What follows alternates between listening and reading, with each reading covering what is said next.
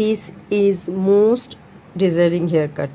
আমরা প্রত্যেকেই স্যালনে গিয়েই বলি লেয়ার্স কাট করব, কিন্তু লেয়ার্স কাটের একটা সমস্যা যেটা হয়, অনেকে নিচের দিকটা খুব পাতলা দেখতে লাগে, বাট এই হেয়ার কাটটা একদমই লাগবে না, বিকজ এটা বক্স করে করা হয়েছে। মানে নিচের দিকটা না ইউ শেপ থাকবে না ভি শেপ থাকবে, জাস্ট স্ট্রেট সলিড লাইন থাকবে, তার উপরে লেয়ার্সগুলো হবে। যারা লেন্থ কম করতে চাও না তাদের জন্য এই হেয়ার কাটটা ভালো, বা যাদের হেয়ারের ডেন্সিটি খুব কম তাদের জন্য হেয়ার কাটটা ভালো, নিচ দিকটা সরু হবে না।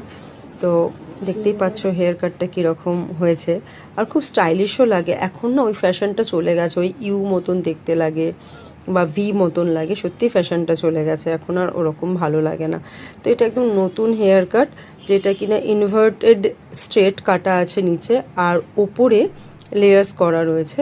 দেখতেই পাচ্ছ একদম শর্ট গোয়িং লং, আর লেয়ার্সগুলো না ওরকম বড় বড় কিছু ডিফাইন করা যাচ্ছে না, একদম মিলে মিশে একাকার হয়ে আছে। যেহেতু সময় অনেক কম ছিল, সো ব্লো ড্রাইটা ওইভাবে ফাইনলি করা যায়নি। একটু ফাইনলি ব্লো ড্রাই করলে আরও বেশি শাইন আসতো। জাস্ট আমি একটু রাউন্ড ব্রাশ দিয়ে ইভেন করার চেষ্টা করেছি হালকা করে, ফুললি ব্লো ড্রাই হয়নি। আচ্ছা না, তুমি কোথেকে গেছো সেটা বলো না, মানুষ কি করে বুঝবে কতদিন অপেক্ষা করে কত দূর থেকে? হ্যাঁ, আমি এসছি দোলতলা ইটার্নিস থেকে।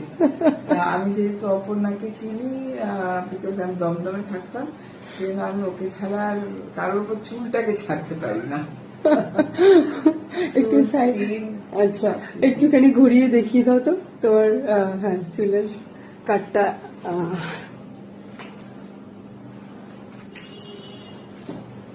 আর কালারটা তুমি কতদিন আগে করেছো? Almost 8 months। 8 month, wow. দেখেছো 8 month আগে কালার করেছে, সেই কালারের রেজাল্ট এরকম আছে এখনো পর্যন্ত। দেখে মনে হচ্ছে যেন আজকেই জাস্ট করা হলো।